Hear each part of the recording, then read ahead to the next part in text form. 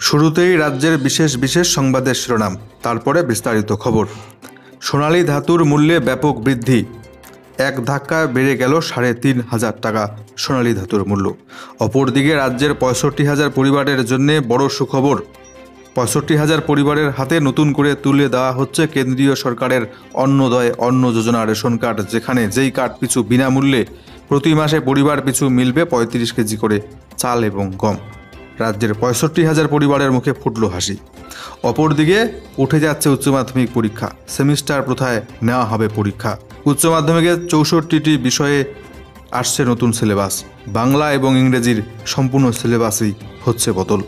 অপরদিকে আজ দেশ জুড়ে কৃষকদের রেল রোকো, প্রভাব পড়তে চলেছে গোটা দেশের রেল পরিষেবায়।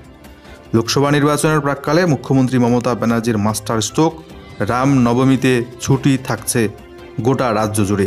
এছাড়া ভোটের মুখে নির্বাচন কমিশনার দিলেন ইস্তফা, চলছে জল্পনা।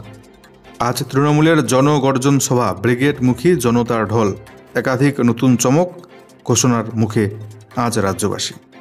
অপরদিকে নো ভোট টু তৃণমূল, দুর্বৃত্তদের ভোট দেবেন না স্লোগান তুললেন হাইকোর্টের প্রাক্তন বিচারপতি অভিজিৎ গঙ্গোপাধ্যায় প্রধানমন্ত্রী নরেন্দ্র মোদীর সভামঞ্চ থেকে।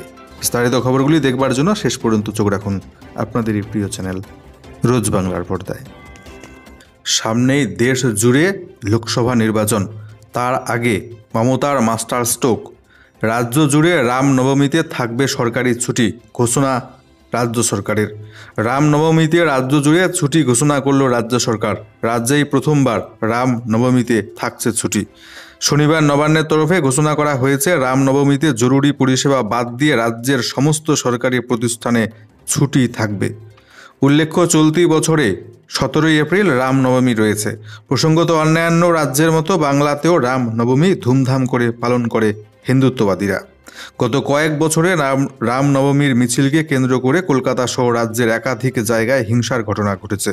লোকসভা নির্বাচনের আগে রাজ্য সরকারের রামনবমীতে এই ছুটির ঘোষণা যথেষ্টই তাৎপর্যপূর্ণ বলে মনে করছে রাজনৈতিক মহল।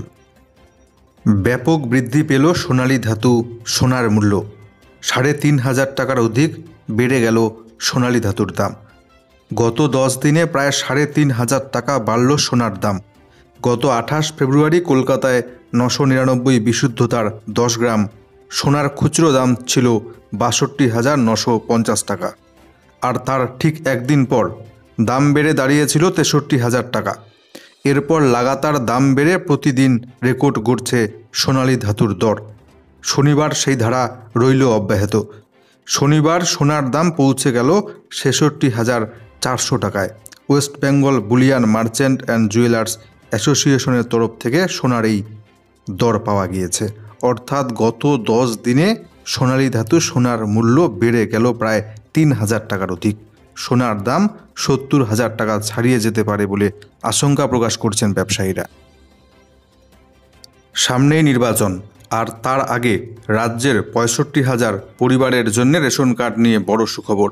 ৬৫,০০০ পরিবারের হাতে নতুন করে তুলে দেওয়া হবে কেন্দ্রীয় সরকারের অন্নদয় অন্ন যোজনার অর্থাৎ AAY ক্যাটাগরি রেশন কার্ড, যেই কার্ডে সবথেকে বেশি মেলে সুবিধে। মাসে পরিবার পিছু মেলে একেবারে বিনামূল্যে ৩৫ কেজি করে চাল গম। রাজ্যে নতুন করে ৬৫,০০০ পরিবারের হাতে তুলে দেওয়া হবে অন্নদয় রেশন প্রকল্পের রেশন কার্ড। বেশি দরিদ্র পরিবারগুলি জাতীয় খাদ্য সুরক্ষা প্রকল্পের আওতায় থাকা অন্নদয় অন্ন যোজনা রেশন কার্ড হাতে পেয়ে থাকে। খাদ্য দপ্তর সম্প্রতি একটি বৈঠকে জেলা প্রশাসনগুলিকে এই ধরনের পরিবারগুলি দ্রুত চিহ্নিত করে তালিকা পাঠাবার নির্দেশ দিয়েছে। জাতীয় প্রকল্পের আওতায় থাকা রেশন গ্রাহকদের মধ্যে অন্নদয় অন্ন যোজনা রেশন কার্ড যাদের রয়েছে সেই সমস্ত গ্রাহকরা বেশি সুবিধে পেয়ে থাকেন। অন্নদয় ছাড়া অন্য যাদের রেশন কার্ড রয়েছে তারা মাসে মাথা পিছু 5 কেজি করে চাল গম বিনা পয়সায় পেয়ে থাকেন। যদিও সেখানে যদি আপনার কাছে অন্নদয় অন্ন যোজনার রেশন কার্ড থাকে তাহলে আপনি পরিবার পিছু মাসে 35 কেজি করে চাল গম বিনা পয়সায় পেয়ে যাবেন। এই কার্ডের আরও একটি সুবিধে হলো এই কার্ডে পরিবার পিছু 500 গ্রাম করে চিনিও দেওয়া হয়। চিনির জন্য অবশ্য কেজি প্রতি 13 টাকা 50 পয়সা হারে দাম দিতে হয়। খাদ্য দপ্তর সূত্রে জানা যাচ্ছে, রাজ্যের যা পরিসংখ্যান বর্তমানে সেই অনুযায়ী রাজ্যে এখন অন্নদয় অন্ন যোজনার রেশন কার্ড গ্রাহকের পরিবারের সংখ্যা 15,87,500 6টি। এই পরিবারগুলিতে মোট 53,18,843 জন সদস্য রয়েছেন। তারা বর্তমানে অন্নদয় অন্ন যোজনার রেশনের সুবিধে পাচ্ছেন। নতুন করে রাজ্যের আরও 65,000 পরিবারের হাতে এবার তুলে দেওয়া হচ্ছে AAY ক্যাটাগরির রেশন কার্ড। খাদ্য দপ্তর সূত্রে জানা যাচ্ছে, রাজ্যে অন্নদয় অন্ন যোজনার রেশন কার্ড রয়েছে এমন বহু উপভোক্তার মৃত্যু হয়েছে। ফলে অন্নদয় গ্রাহকের কোটায় শূন্যপদ তৈরি হয়েছে। সেই শূন্যপদ পূরণের জন্য উদ্যোগী হয়েছে রাজ্য খাদ্য দপ্তর। খাদ্য দপ্তর সূত্রে আরও জানা গিয়েছে, রাজ্যের দেওয়া RKSY 2 এমন রেশন কার্ড যাদের রয়েছে সেই সমস্ত রেশন কার্ড গ্রাহকদের বেশিরভাগকেই এবার অন্নদয় অন্ন যোজনা রেশন কার্ড হাতে তুলে দেওয়া হবে। প্রসঙ্গত, রাজ্যের দেওয়া RKSY 2 রেশন কার্ডে মাথা পিছু মাত্র 2 কেজি করে চাল পাওয়া যায়। তাদের একটা বড় অংশ এবার হাতে পাবে অন্নদয় অন্ন যোজনার রেশন কার্ড। বদলে যাচ্ছে উচ্চ মাধ্যমিক পরীক্ষার গোটা নিয়ম। রাজ্য জুড়ে চলতি বছর থেকেই উচ্চ মাধ্যমিক পরীক্ষা হবে সেমিস্টার ব্যবস্থায়। এছাড়াও আজকে জানা গেল, উচ্চ মাধ্যমিকের 64টি বিষয়ের নয়া সিলেবাস প্রকাশিত হচ্ছে আগামী সপ্তাহে। 64টি বিষয়ের সিলেবাসে বিরাট বড় পরিবর্তন। দীর্ঘ 12 বছর বাদে পরিবর্তন হচ্ছে উচ্চ মাধ্যমিকের সিলেবাস। সংসদ সূত্রে খবর, কয়েকদিনের মধ্যেই পরিবর্তিত সিলেবাস ওয়েবসাইটে আপলোড করা হচ্ছে। তার আগে বিভিন্ন জল্পনা হচ্ছে তৈরি শিক্ষক এবং প্রকাশক মহলে। সূত্রের খবর, ইংরেজি ইতিহাসের মতো বিষয়ের সিলেবাস আমূল পরিবর্তন করা হচ্ছে।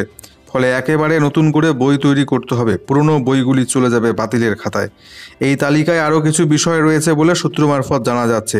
সব মিলিয়ে 64টি বিষয়ের সিলেবাসে বিরাট বড় পরিবর্তন আসছে। সিলেবাস নিয়ে কাজ করা শিক্ষকরা বলছেন, একটি গল্প এবং কবিতা ছাড়া বাংলা এবং ইংরেজির গোটা সিলেবাসই পরিবর্তন হয়েছে। এছাড়া প্রাচীন ইতিহাস প্রায় পুরোপুরি বাদ দিয়ে স্বাধীনতা পরবর্তী ঘটনাবলীকে গুরুত্ব দেওয়া হচ্ছে। পাল্টে যাচ্ছে রাষ্ট্রবিজ্ঞানের সিলেবাসও। শুধু তাই নয়, কলা বিভাগের প্রজেক্টগুলিকে আমূল পরিবর্তন আসছে এবার। বাণিজ্য শাখায় ট্যাক্সেশনের বিষয়ে পরিবর্তন এনে GST অন্তর্ভুক্ত করা হচ্ছে। সে সঙ্গে ট্যাক্সের বিষয়ে রয়েছে এমন অন্যান্য বিষয়েও কিছু পরিবর্তন আনা হচ্ছে। তবে বিজ্ঞানের বিষয়গুলিতে বড়সড় রদবদল হচ্ছে না। সংসদ সূত্রে জানা যাচ্ছে, আগামী সপ্তাহে সামগ্রিক সিলেবাস প্রকাশ করা হবে। সিলেবাস যাতে আগেভাগে বাইরে না আসে তার জন্য স্ট্যাম্প পেপারে গোপনীয়তার প্রতিশ্রুতি গ্রহণ করে নেওয়া হয়েছে এক্সপার্টদের তরফে।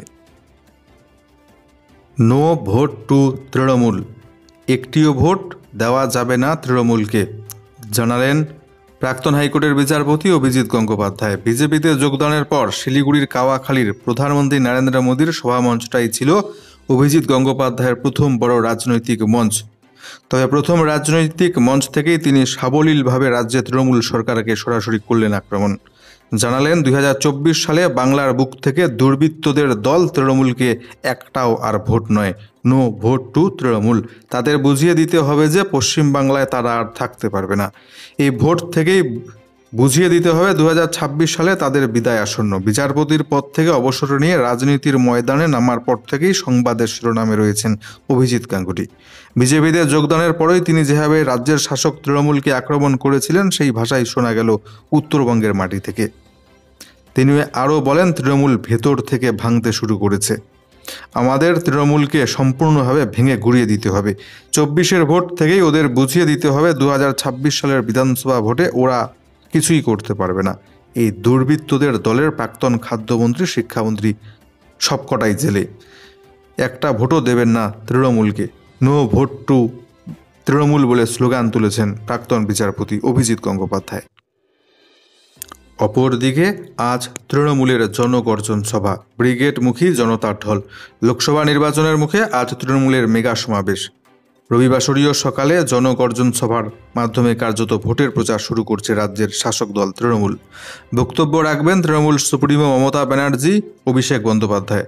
সভার মঞ্চে উপস্থিত থাকবেন সকল নেতা নেত্রী। এবারের ব্রিগেড সমাবেশে নিঃসন্দেহে একাধিক চমক রয়েছে। জনগর্জন সভার জন্য মোট 3টি মঞ্চ ইতিমধ্যে তৈরি করা হয়েছে।